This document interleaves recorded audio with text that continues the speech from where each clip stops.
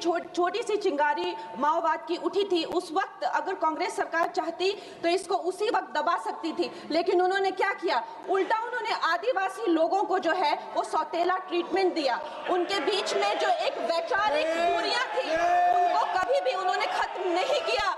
और जब ये माओवाद की समस्या हम उनके सामने आई तो जैसे मेरे भाई संबित पात्रा ने पूरे देश के सामने आज बताया कि सोनिया जी और राहुल गांधी जी की वामपंथी सरकार प्लस उनके वामपंथी सलाहकार प्लस उनके जो वामपंथी मित्र और ये वामपंथी टेररिस्ट और इनको जो भी जितने भी फंडिंग होती थी, जो भी इनके हथियार होते थे, गोला बारूद होते थे, वो उन लोगों से आते थे जिनके साथ ये कांग्रेस की सरकार उठती बैठती थी। तो हम लोग क्या अपेक्षा कर सकते हैं? क्या कोई समझौता इनके बीच और वामपंथी उग्रवादियों के बीच हो सकता था? नहीं हो सकता था। और उसका क्या परिणाम हुआ कि ये जो वामपंथी उग्रवादी हैं ये बिल्कुल आउट ऑफ कंट्रोल हो गए। इन्होंने खून की नदियां बहा दी, इन्होंने 16,000 से ज्यादा अटैक किए, इन्होंने 2,000 से ज्यादा सुरक्षा कर्मियों को मार डाला, इन्होंने छोटे छोटे बच्चों की जो है वो जिंदगियां ले ली, वहां पे नरक बना दिया। इन्होंने तीन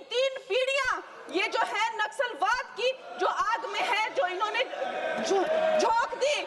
और जब इसके अंधेरे में पूरी तरह से जो ये क्षेत्र है जो डूब गए, जिन छोटे छोटे बच्चों के हाथ में लैपटॉप और कलम होनी चाहिए थी उनके हाथों में इन्होंने बंदूकें दे दी। अध्यक्ष महोदय, इन्होंने जब पूरी तरह से उनका भविष्य खत्म कर दिया तो पूरी तरह से अंधकार में तो अपना हाथ झटक लिया। इनको रेड कॉरिडोर बोल के, नो गो जोन बोलकर जो है पूरे देश में बदनाम कर दिया। हम भी फिल्म इंडस्ट्री में हम सोचते थे कि इतने अच्छे जंगल हैं, वहां जाके कोई गांव की शूटिंग करते हैं, अच्छा कोई गाना बनाते हैं, लेकिन उस टाइम की जो व्यवस्था है वो क्या कहती थी, अरे ये जो आदिवासी लोग हैं ये बड़े ही उग्र होते हैं, ये देश के साथ नहीं रहना चाहते, वहां शूटिंग मत करिए। खुद की असफलता छुपाने के लिए इन्होंने पूरे देश से जो है आदिवासी समाज को इन्होंने आइसोलेट कर दिया। लेकिन हमारे प्रधानमंत्री श्री नरेंद्र मोदी जी कहते हैं कि रात चाहे कितनी भी लंबी हो वो रात ही है, सवेरा होना निश्चित है।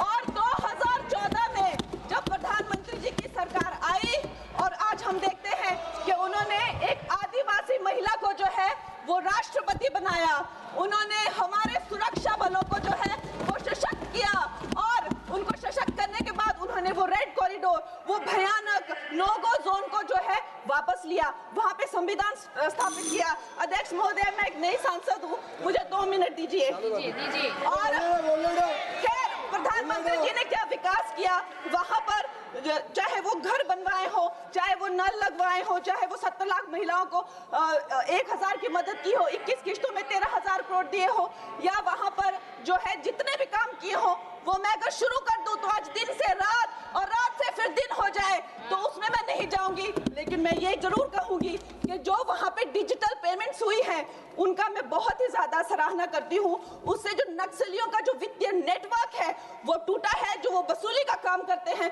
वो टूटा है, जिससे वो खोखले हुए हैं। उसके साथ में सबसे सराहनीय काम जो किया है वो मैं कहूंगी विकास और विश्वास के साथ जो हमारी सरकार ने इसको जोड़ा है। उसके उपरांत जो है उन्होंने जो समर्पण की नीति अपनाई है, 8,000 से ज्यादा युवा जो हैं वो समर्पण कर मुख्य धारा से जुड़े हैं, उनको 5 लाख की राशि और उनको रोजगार दिया जा रहा है।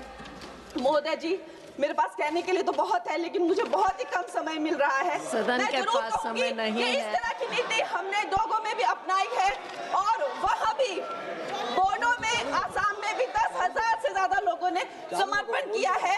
और मैं अंत में अध्यक्ष महोदय जी, मैं यही कहना चाहूंगी कि गृह मंत्री जी ने और प्रधानमंत्री जी ने पूरे देश में यह संदेश दिया है कि ये देश बंदूक की नोक से नहीं चलेगा, ये देश संविधान से चलेगा, ये देश जनता के विश्वास से चलेगा। फिर से मैं अपनी सरकार को बहुत बहुत बधाई देती हूँ। धन्यवाद। बाकी देश और दुनिया की तमाम छोटी बड़ी खबरें आप पढ़ सकते हैं जर्नलिस्ट इंडिया की वेबसाइट पर, तो लॉगिन करिए www.journalistindia.com and .in। इसके अलावा यूट्यूब, फेसबुक, इंस्टाग्राम और एक्स पर भी जर्नलिस्ट इंडिया को फॉलो करें।